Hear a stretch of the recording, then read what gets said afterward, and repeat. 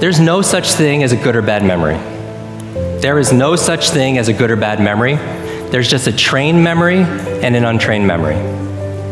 Does that make sense?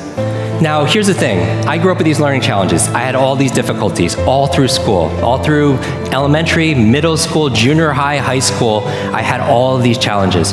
At the age of 9, I remember a teacher looking at me thinking I wasn't either smart enough to understand what she was saying or wasn't paying attention.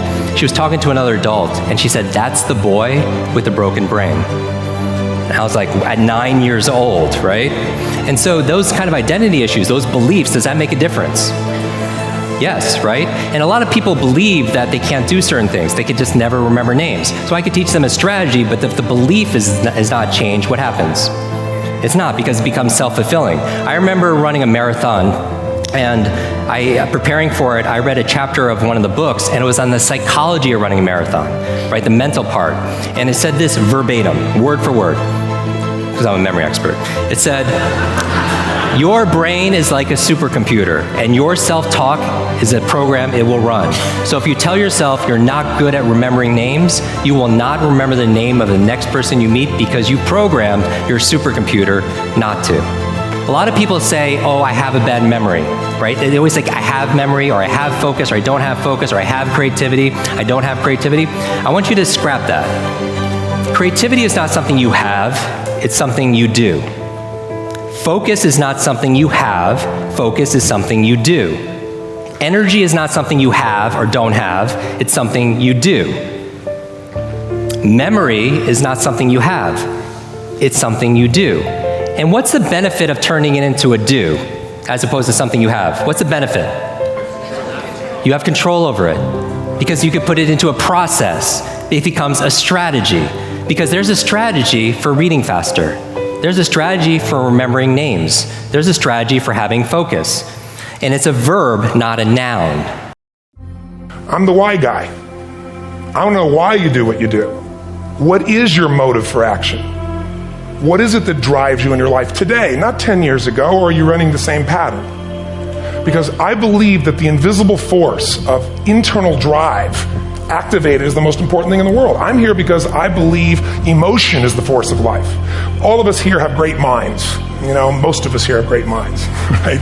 I don't know if I'm in the category, but we all know how to think. And with our minds, we can rationalize anything, we can make anything happen. I am one decision away from a totally different marriage, a totally different life, a totally different job, a totally different income, a totally different relationship with my kids. Not like one decision, I'm divorcing you, in the marriage example, but one decision on, you know, you could be having a conversation with your spouse and you feel your emotions rise up, and within a tiny window, those emotions can take over and can impact how your marriage goes. Or you can learn how to take control of that micro moment and make a decision to act in a way that actually shifts your marriage. Your life comes down to your decisions, and if you change your decisions, you will change everything. The mind has the tactical advantage over you at all times. At all times of your life, the mind has a tactical advantage over you. Why is that? It knows what you're afraid of. It knows your insecurities. It knows your deep, dark lies. And it starts to push you away from that shit. It pushes you in a direction that is comfortable. The mind controls everything.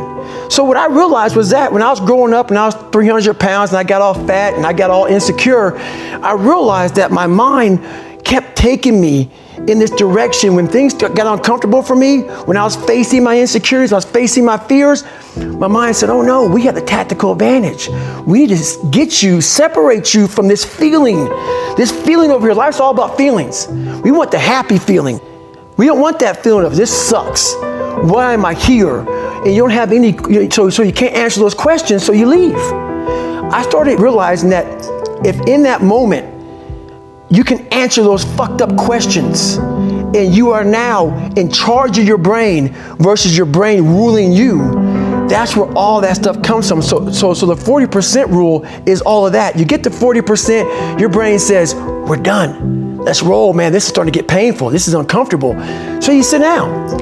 You have to figure out ways, and everybody's different. That's how the book kind of talks about, like we all have these things about, 5 steps to this and 4 steps to this. It's a lot more than that.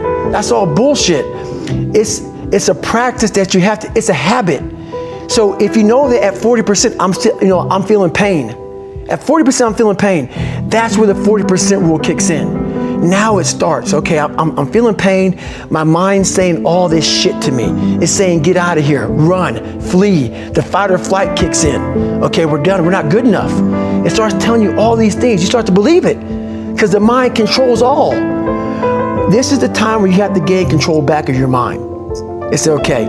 Let me see if I can go 45%. And once you start giving yourself more and more hope and start realizing, okay, the mind starts to be, okay, what are you doing? We're supposed to be going right and you're going left. You start then controlling your mind. Start finding more in yourself. And then it goes from 40% to a lot further than that. But that's the start of it though. Get to the spot where your mind is saying stop. Wherever that is, you gotta get there first. And then that's when that shit starts to work for you. You gotta control yourself in that moment.